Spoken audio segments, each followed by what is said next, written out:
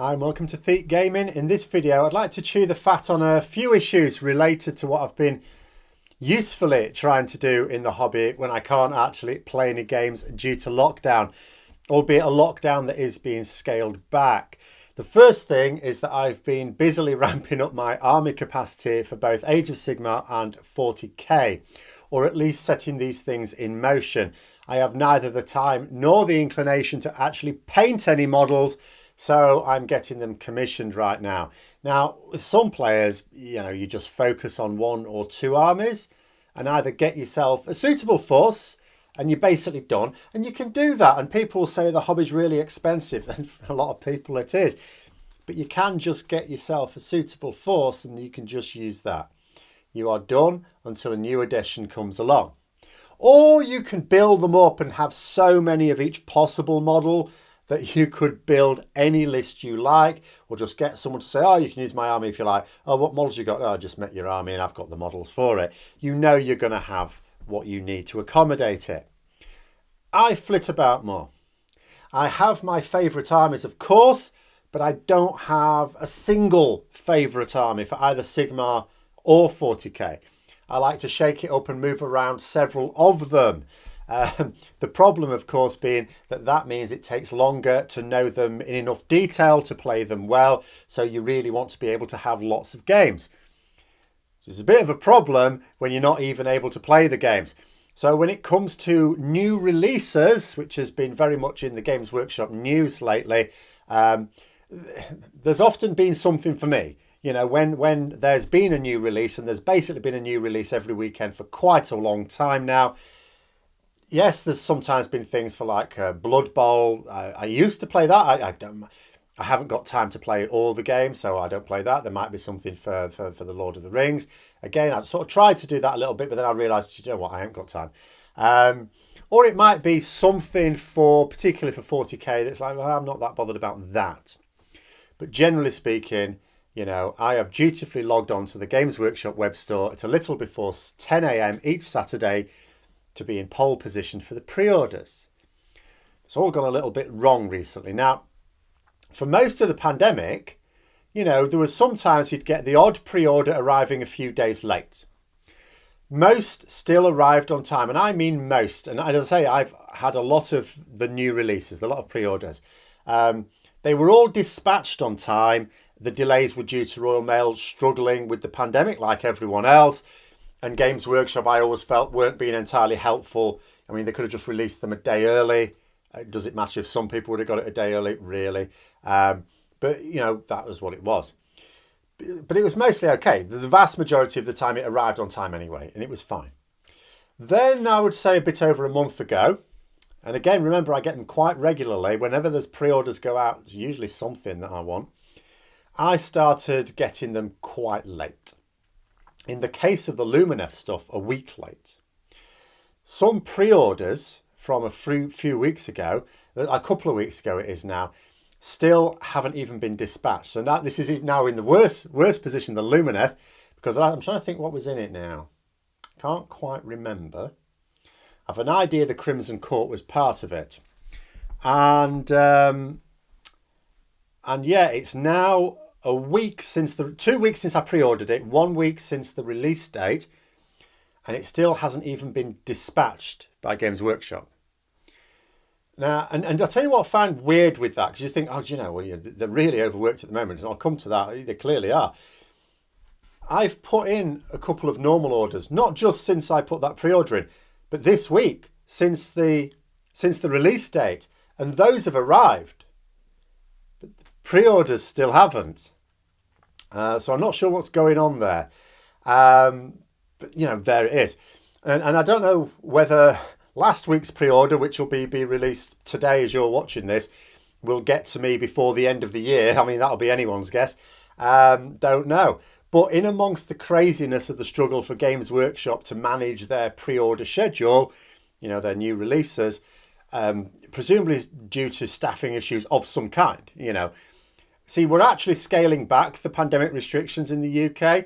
So the fact that they coped with them pretty well through the toughest part of lockdown, and they're not now, they're falling badly behind now, suggests either lots of staff ill or isolated, which is possible there, or just the sheer number of major new releases just broke them. Either way, they're on hold now. Games Workshop announced, right, we're stopping the pre-orders for a bit.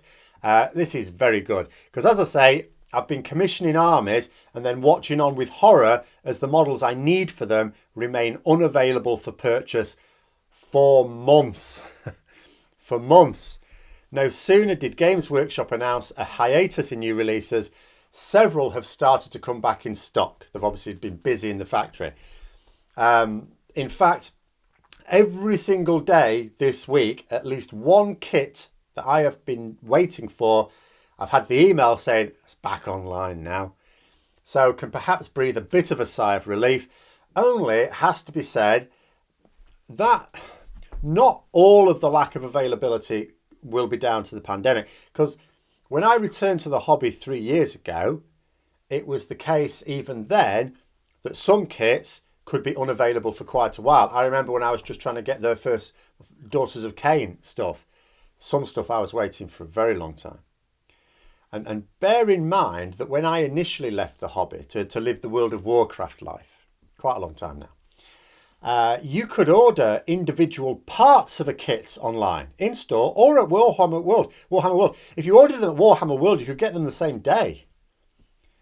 I come back to the hobby and you can't even get a boxed kit for a competitive unit in a current battle tome for weeks on end.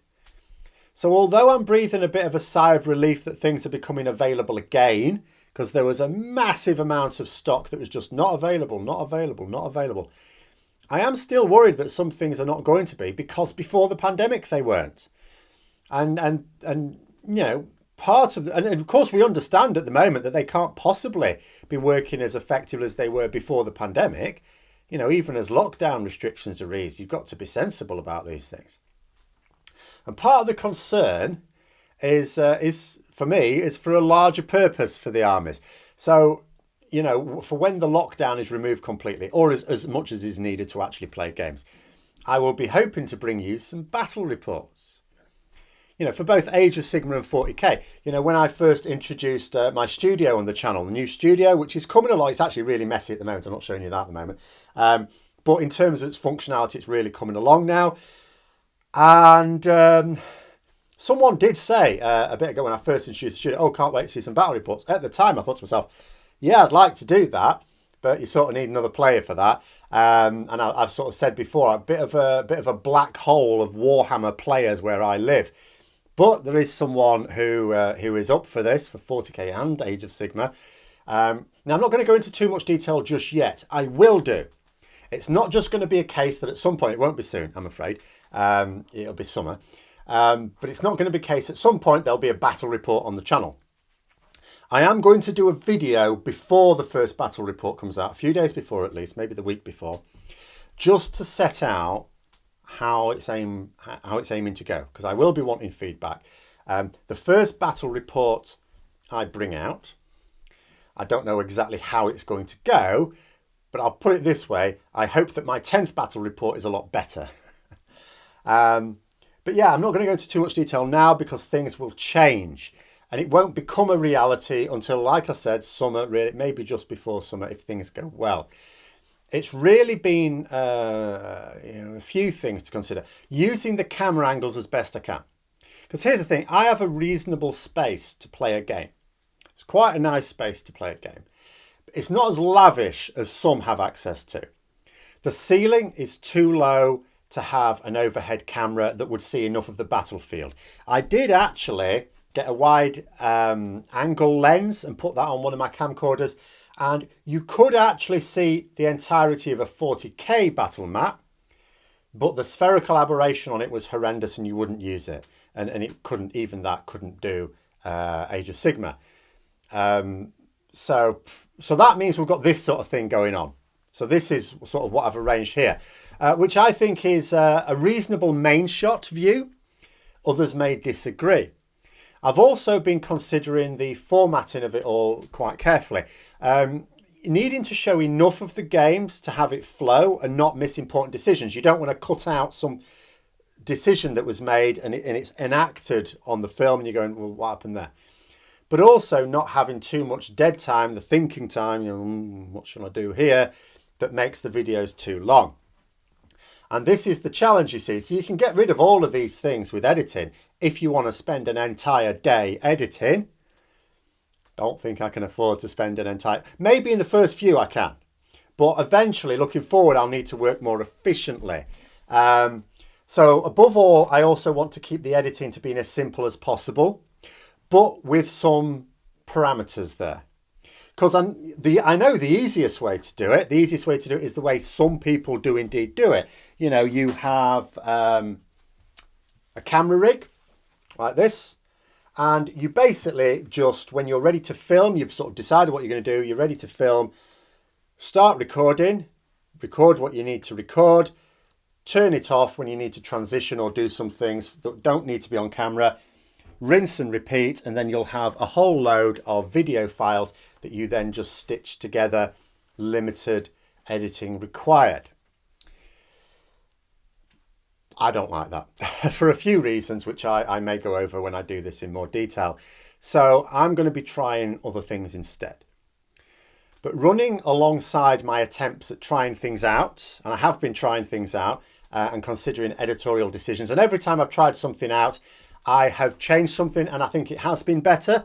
And I intend to do one more solo practice before going for it at some point, probably in a couple of weeks. And hopefully that will be better still.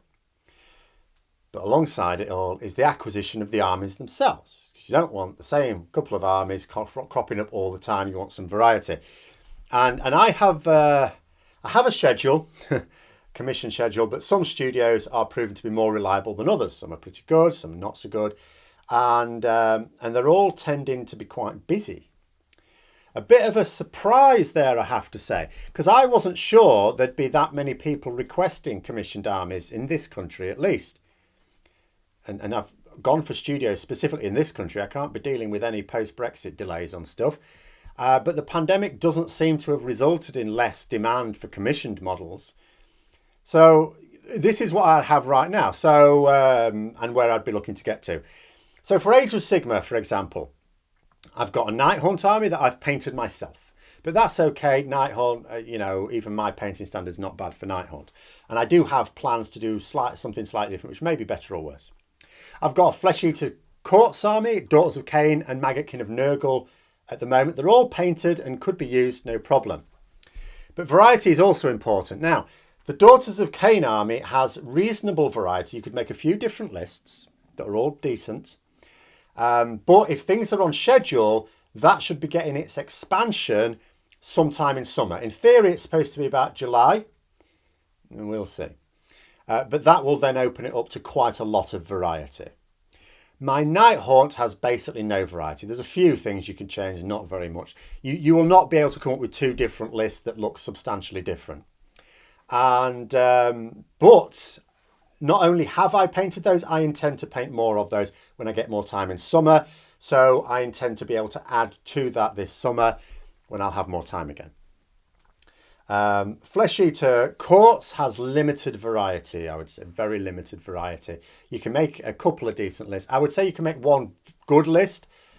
Yeah, probably one good list. I do have plans to expand that as well, but that's low priority.